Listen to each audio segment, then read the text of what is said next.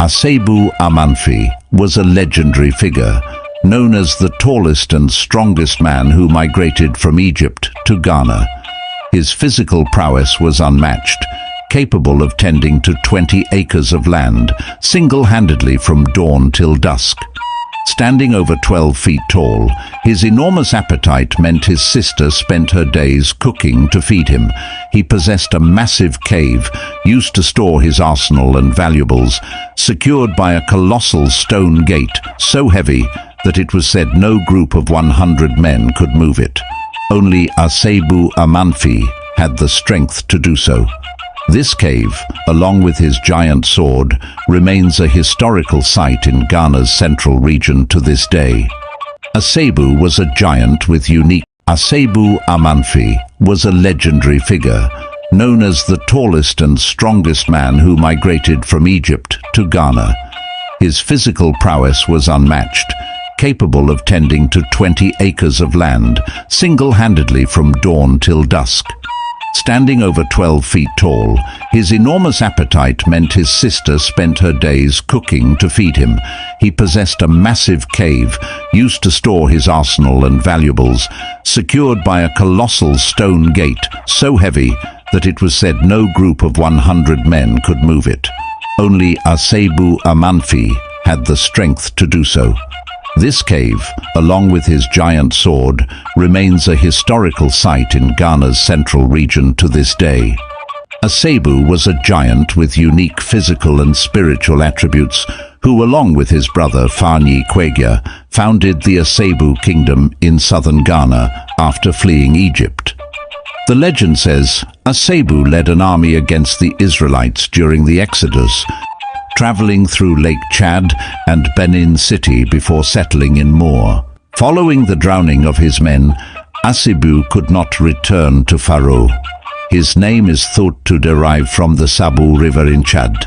In Ghana, he established his kingdom, with the hunter Nana Adzekase as the first chief of Moor.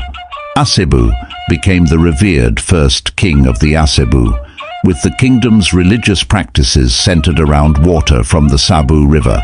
His legacy includes the annual Apayemkesi festival, celebrating his memory and leadership. In the central region of Ghana, Asebu Amanfi was considered to be much stronger than the biblical Samson, with his extraordinary feats still evident today in the Abura Asebu Kwamankese district of Ghana's central region, attracting tourists. Here are some reasons why. 1. A rod he drove into the ground has remained immovable for over a millennium, standing testament to his incredible strength. 2. A heavy rock bears the imprint of his buttocks, a clear marker of his immense size and weight, demonstrating his giant and mysterious nature. 3. With a single strike of his warrior rod, he created holes in a rock, an act that showcases his extraordinary power. Asebu Amanfu's capabilities far exceeded those of an ordinary human, making him 50 times stronger than Samson of the Bible. Asebu Amanfi, a giant standing 12 feet tall, never married because his size made it impossible to be with anyone. The size of his penis was bigger than 2 beer bottles combined.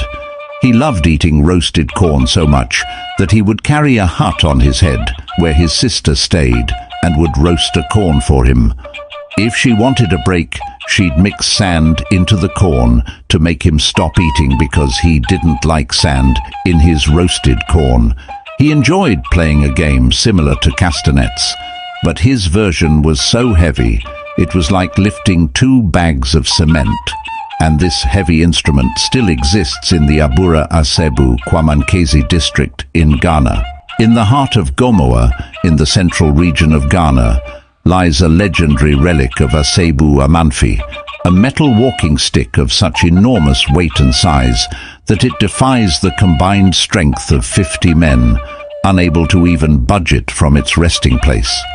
This colossal artifact serves as a monumental testament to Asebu Amanfi's unparalleled strength and the mystical powers he wielded, casting a shadow of awe and wonder over all who witness it. The tales of Asebu Amanfis might extend to the very manner in which he consumed his meals. Such was the voracity of his appetite that ordinary utensils proved utterly inadequate. In an extraordinary measure to keep pace with his gargantuan hunger, his sister resorted to using a hefty wooden shovel, the kind typically employed in laborious farm work, to feed him. This was no mere act of eating. It was a grand spectacle of consumption, where mounds of food were shoveled into his mouth at an astounding rate, illustrating not only his immense physical size, but also his larger-than-life persona. The existence of the walking stick in Gomoa and the tales of his epic feasts intertwine to paint a vivid picture of a being whose life was a series of extraordinary events and feats, so grand and fantastic that they straddle the boundary between history and myth.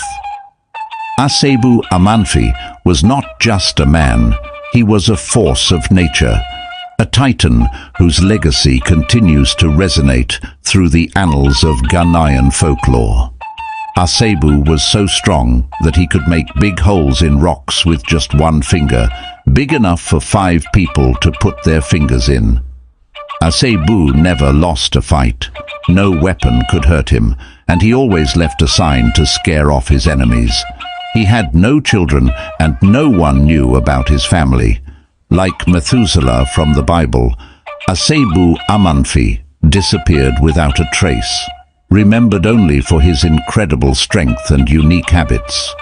Asebu Amanfi, a figure of legend who once roamed Ghana, establishing a kingdom and community whose legacies persist to this day, including miraculous sights still visible. If you ever travel to Ghana, be sure to explore the central region to witness firsthand the historical landmarks and marvels linked to Asebu Amanfi, a name so revered that many continue to bestow it upon their children. Have you ever encountered the tale of Asebu Amanfi? Let us know your location and thoughts in the comments. Don't forget to like, share, and subscribe to our channel for more captivating narratives from Ghana's rich tapestry of history.